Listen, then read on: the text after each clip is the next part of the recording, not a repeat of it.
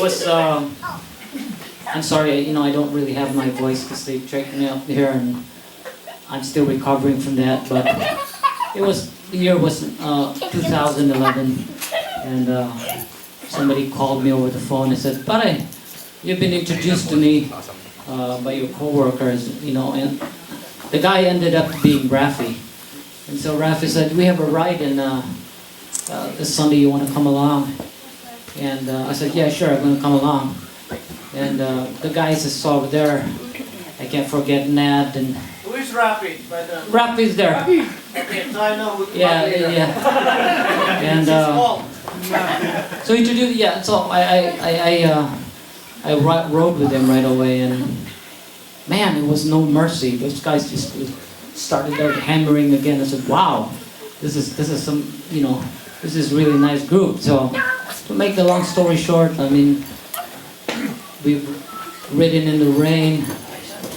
I've ridden 90 miles with Nat here with almost all the pain, and towards the finish line we held hands.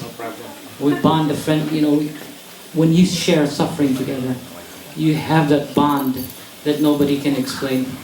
A lot of people here, Roger, Jing, and all.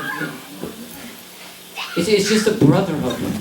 That's right. Anyway, Yeah. that's not the point. But my point was, Sunday morning, around August 23, as my custom is, I woke up early in the morning and I said, "Hey, what am I doing here?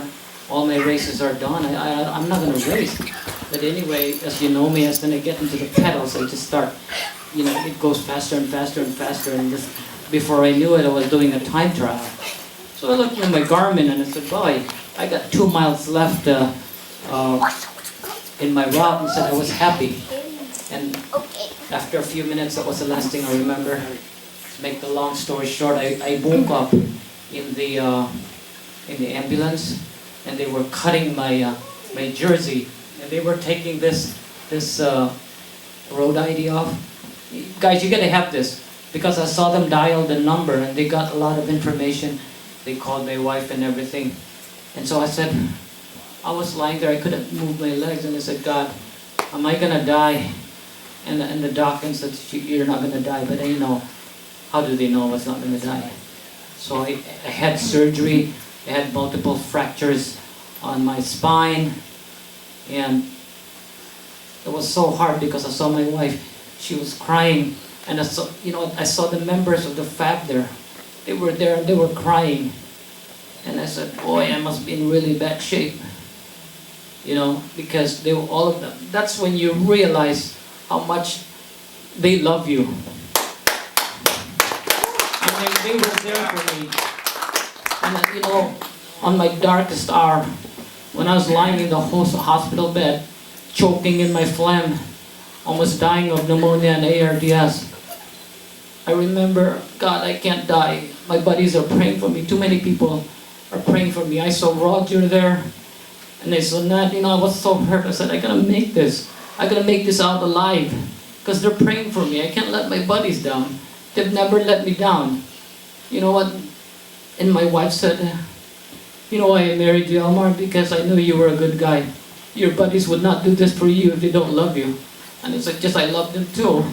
Mato, all you guys I can't mention.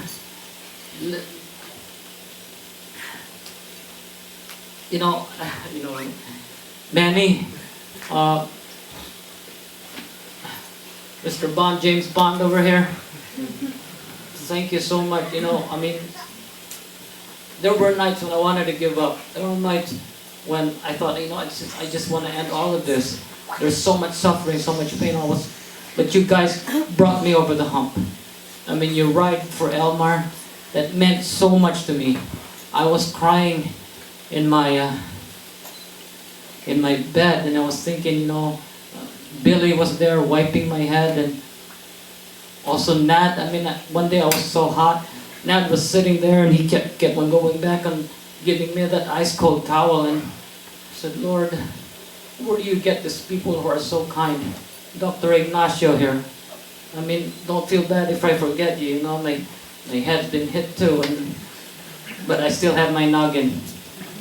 And anyway, make it really short now. After I left RIC, I mean, they were one of the executives said, "Elmar, we've never done this. You want to come back here? We want you to come back in 6 months and talk to the doctors here. It's be a 100-person group." And said, "I want to talk to you.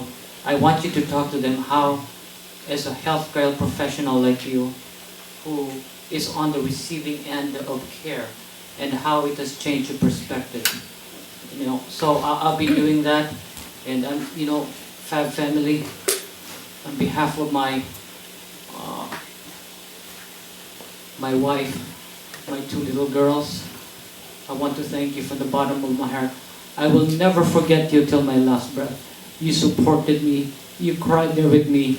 Yung tama nga sinasabi niyo, walang iwanan.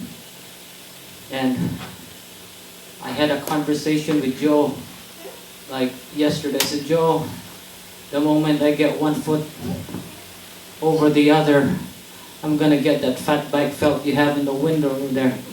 Because, and my wife said, "What?" I said, "Well, she said, I know you, I can't stop you, but our deal is no road biking and only mountain biking because there are no pickup trucks there to hit you."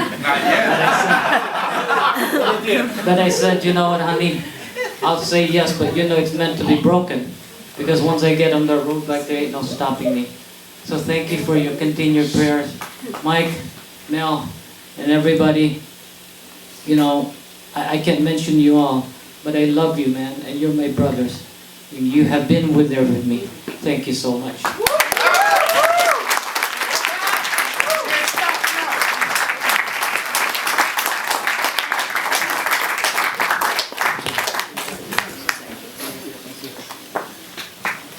Come on.